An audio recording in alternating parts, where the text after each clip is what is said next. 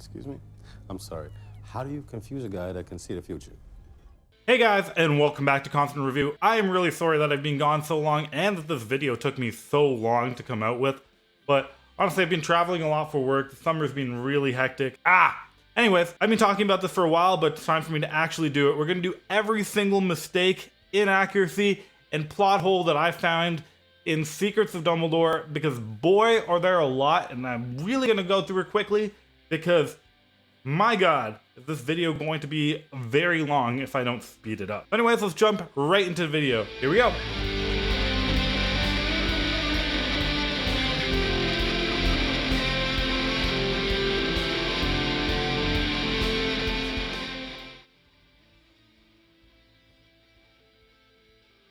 So Secrets of Dumbledore came out, and it was really a weird movie because it had been coming on the edge of the Fantastic Beasts series. And after Fantastic Beasts 1, I was just really optimistic because it was such a well done movie. It paid so much homage to the original series and basically paid attention to all the rules of magic from the books. But then we had Fantastic Beasts 2, aka Crimes of Grindelwald. And this movie spun that needle in the opposite direction. I mean, they seem to flout so many of the old rules of magic in that movie, and they really did start to make a lot of plot holes. Not to mention the fact that you figure for a movie called Crimes of Grindelwald, Grindelwald would actually do a few more crimes throughout this movie. Anyways, we get over to Secrets of Dumbledore.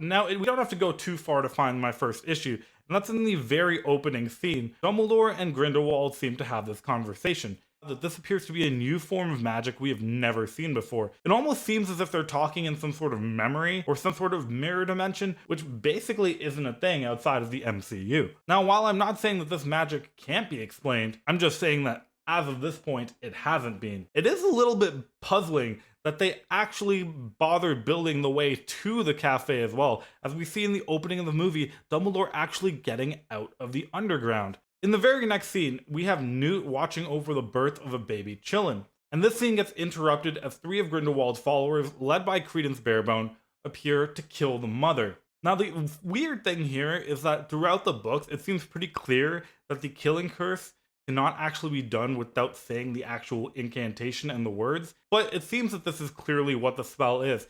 And yet, there's a second issue with the spell itself, because the mother chillin' doesn't die right away. The killing curse kills instantly. We see it time and time again with Riddle's parents, with Harry's parents, with pretty much every character that's ever been hit by the killing curse. We're next introduced to the Blood Trough, which is the first time we get a name for it, and I kind of wonder why we changed the name, because I think the internet had been mostly on board with it being called the Blood Pact. The bigger thing is that we find out that they enchanted the Blood Trough. If they think of betraying each other or undermining each other, the Trough would in fact kill them. Which is also very strange because it seems that it kills them by strangling them. But that's not the biggest concern, because the real biggest concern about this magical enchantment on it is that while it seems to be stopping Dumbledore from intervening, it doesn't stop Dumbledore from planning around them. How many degrees of separation can Dumbledore be from the plan before he's considered to be involved directly? We're also shown this form of mirror magic where Credence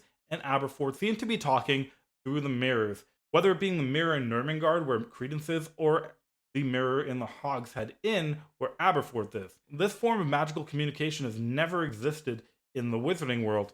And according to all the rules we know about the Wizarding world, it shouldn't really be possible unless there was someone to enchant the mirror on both sides. Now, as for recruiting Jacob, and I feel like there's no actual reason to recruit Jacob into this movie, except for the fact that he is a beloved character and they want his actor back. Because no part of this recruitment actually makes any sense. The whole recruitment of Jacob makes a big deal about how important of a character he is for the overall plot, which leads to the weird, confusing part that Jacob is pretty much useless for the entire movie. And don't get me wrong, I absolutely love Dan Fogler and I think he's a great actor, but just because it makes sense to me as a viewer doesn't mean it makes sense to anyone in this universe. Anyways, this seems like a good time to take a break between commenting on all the mistakes and inaccuracies in these movies, talk about something they did absolutely right, which is in this movie they finally point blank admit that Grindelwald is a seer, something that was heavily hinted at for the last two movies and basically confirmed, but was never actually said out loud. Which, considering we don't have books for this material anymore, it really does help when characters just say things. And it really makes Grindelwald's character even more interesting now, because we've never in the history of Harry Potter had a good seer. Broaden your minds. First, you must look beyond. But in the same scene, Newt gives Jacob a stick, and that will never make sense to me. By the way, in a previous video when I reviewed the entire Secrets of Dumbledore movie, one of my commenters pointed out that I was wrong, and this isn't just a stick, but in fact is made out of snakewood. But snakewood is just a kind of tree. It literally exists, not magical at all, and has no magical abilities associated with it. We then get another cameo of Minerva McGonagall, which is Secrets of Dumbledore doubling down on the time inaccuracy of Minerva McGonagall's age. Don't fight me on this. She is too old. Moving on. We also have the introduction of Grindelwald's mark, the specific mark we see later on in the movie that they use to elect him as the Supreme Mugwump, which is a huge problem with the canon because very notoriously Grindelwald didn't have a mark. He had no symbol that was directly connected with him. And we know this very specifically because Victor Crumb talks about it at Fleur and Bill's wedding. In fact, Crumb was completely convinced that Grindelwald's mark was a symbol of the Deathly Hallows, so convinced that he was trying to fight Xenophilius Lovegood. And just as confusing, we have Bunty who goes to someone to go replicate this briefcase, which I think is absolutely hilarious because they sent Bunty all the way to Berlin just to replicate a briefcase. Like, could we not have done that anywhere in England? And then presumably took the train back to England. We also see magic being used in a different way, where Grindelwald seems to pull the memory of Leta Lestrange out of, but in this case he throws it away, as if that gets rid of the memory. See, the problem with this is every other time we see a memory pulled out of someone's mind, the memory still exists inside their mind, they're only removing a copy of it. So this is the first time we've seen this as a form of memory erasure. But of course, now we have the biggest piece of unexplained magic in this entire movie, which is the infamous Dumbledore spit mirror dimension. Now, I will admit, after rewatching this many times, I can confirm that it's not actually Dumbledore's spit. He's actually blowing on a snowflake that melts as it flies through the air. Still doesn't make any sense on how Dumbledore blowing on a snowflake allows the snowflakes to move through a pane of glass and hit Credence's reflection on the opposite side, transporting both of them into the mirror dimension from Doctor Strange. Now, I understand why the scene exists. It's a way for two very powerful characters, to fight in the Muggle world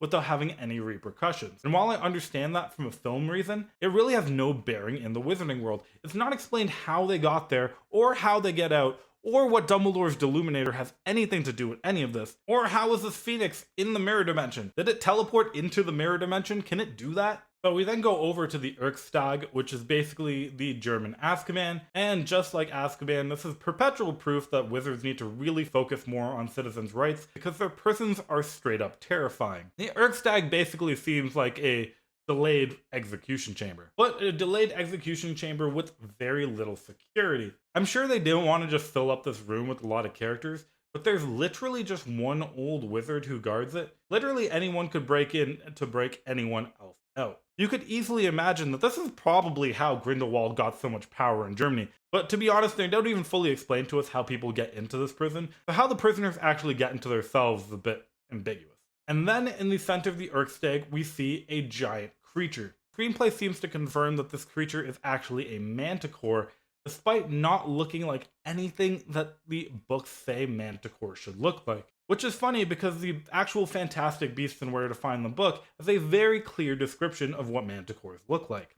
Now, it's really annoying that they ended up putting a Manticore in Erkstag, especially since they didn't seem to have any intention on making it look like a Manticore. I think this was a really big missed opportunity, because at the very end of the Manticore scene, we actually see one of its tails get chopped off and then sneak out into the lake, which could have possibly been a great explanation as to the origin of one of the lake's magical creatures. If in the Erkstag, the creature that was destroying everything was actually a giant squid. So then over in Hogwarts, we see a bunch of Hogwarts students fawning over Jacob's wand, which is clearly just trailer fodder because there's no logical reason why a bunch of Hogwarts students would care about a wand. And by the way, before I forget, I keep thinking about Dumbledore's brothers, and I completely keep glossing over that Dumbledore is very famously a redhead in the books. It's described constantly whenever they see a younger version of Dumbledore that his hair is auburn. So it seems like a bit of a weird choice for them to have recasted Dumbledore's hair color, but we're going to list every mistake, it's definitely in them. We also have Grindelwald's lie to Credence about how he was actually a rejected member of the Dumbledore family. And it's shocking because a big part of this movie is about figuring out for Credence that this is not actually true, when weirdly that Grindelwald's lie is significantly closer to the truth than anything else. In fact, the entire explanation of who Credence is doesn't make any sense whatsoever, but I covered that entirely on this video. Plus, you figure Credence would be more upset that his father abandoned him than that his brothers abandoned. Grindelwald resurrects our favorite dead Chillin, and this is actually one of the coolest scenes in this movie. It's the first time we've seen necromancy in Harry Potter. And it's not the first time that's existed, because we did see the Lake of the Dead in Half-Blood Prince, but we've never actually seen how it was done. So this is a new form of magic that is completely supported by the books, which gets my approval. But in order to take back that approval instantaneously, there seems to be no actual reason to why the spell would instantly wear off at the end of the movie. And since Voldemort had managed to enchant the Lake of the Dead, and it seemed that the spell was in effect more than 20 years later, it really makes Grindelwald seem weak if he couldn't keep this dead deer alive for more than a couple of days. Now, it's bad enough for me when I catch errors with this movie and the rest of Harry Potter canon, but in a weird way, this movie also has a mistake with itself. Because then we get to the suitcase scene when everyone's about to pick up a briefcase and go over to Baton. There are only 5 briefcases in the scene, when Bunty clearly said at the beginning of this movie that she wanted half a dozen made. How many were you thinking? Half a dozen? And I'll need them in 2 days' time. And there's no explanation for it in this movie. Nor is there any explanation as to why Dumbledore turned his scarf into a curtain. Still not over it. Now, when we get to Baton, there's a scene where Jacob and Queenie finally resolve their differences, and Queenie basically leaves Grindelwald. And this scene basically comes out of nowhere, because nothing has really happened between Queenie and Grindelwald's relationship in order for her to abandon him. And yet, Jacob's biggest conflict in this movie, trying to get Queenie back, just gets resolved without anything happening. Going back to my main premise that Jacob really didn't need to be here. Now, I mentioned already that Com's storyline in this movie is completely useless, but we finally get him catching up with Lolly and Theseus as they're about to go across the bridge, and once again, none of the scene actually makes any sense. They could have already crossed the bridge. They literally stopped there to wait for Comma to appear. In fact, it would have been better for Comma to cross the bridge with Grindelwald's followers in order to maintain his cover. Let's talk about the whole electoral process of how you become Supreme Mugwump, because this has been very, very confusing. We get to the final election in Baton, and it seems that just everyone in there is able to cast a vote. Now, the first time I watched this movie, I'm not gonna lie, I didn't even think they voted. I thought the deer just knelt for someone, and that person got the title. It was only upon re-watching it that I understood that it was the marks that they were shooting into the air that counted as their votes. It really seems like any wizard can show up and throw a vote into this election, which seems like a very bad system of government. After Grindelwald gets elected, he's declared the new leader of the magical world. And this is a huge problem throughout the entire movie, because we've been going into this election knowing that whoever wins is going to become the Supreme Mugwump, but it's been vague as to what that actually means. But this is Vogel basically confirming that this position is a position of power. This is like the largest position of power in the wizarding world, which is a huge problem because until now we've basically assumed that Supreme Mugwump was more of a ceremonial title more than anything else. And that's because Dumbledore tells us specifically in Deathly Hallows that ever since dealing with Grindelwald, he repetitively refused any position of power. And yet this seems to confirm that Supreme Mugwump is an extremely powerful title, much more of a powerful title than Minister of Magic, which is what Dumbledore rejected because he didn't want power. Then Grindelwald uses the famous knowledge that Jacob tried to attack him at a ICW dinner in order to take his revenge and announce his war against Muggles, which is possibly the biggest plot hole and mistake in this entire movie, because everyone who saw the news publications that Jacob attacked him during the dinner saw him attack him with a wand, which would of course make Jacob not a Muggle. But it seems that everyone is on board with Jacob being a Muggle now, as if they all knew that the stick that Jacob was holding wasn't magical for some reason. And then we see the scene where the real Chillin bows to Albus Dumbledore, really not fitting in canon with everyone who knows the story of Harry Potter. And don't get me wrong, I love Dumbledore in the books, but to say that he is a man who is pure of heart would be definitely untrue. I mean, this is a man who literally raised a baby to be used as a weapon against Voldemort, with the full plan that this baby would die. In fact, based off the books, it makes a lot more sense for the children to have actually bowed to Aberforth. Then we get to this fight once again in possibly the Mirror Dimension, possibly the Illuminator, in a world where somehow they are fighting magically, despite the fact that the Blood Trough has not broken yet. Which still doesn't make any sense. Anyway, so then Santos gets elected. Basically, everyone there seems to make a complete 180 about Grindelwald, despite the fact that they were voting for him like less than 5 minutes ago. And basically what this movie is telling me is that if Voldemort just tried a little harder, he could have just gotten people to vote for him. I mean, let's face it, he had most of Slytherin House already. Ugh, the three-way spell collision. My god, I can never get over this because David Yates seems in love with these spells hitting other spells things. But we have 3 spells colliding in midair, which shouldn't be possible. I mean, it's like hitting a bullet with a bullet with a bullet. It's just crazy. But anyways, guys, those are all the problems I found in Secrets of Dumbledore. I probably left a couple smaller ones out that I just didn't feel like really mattered that much.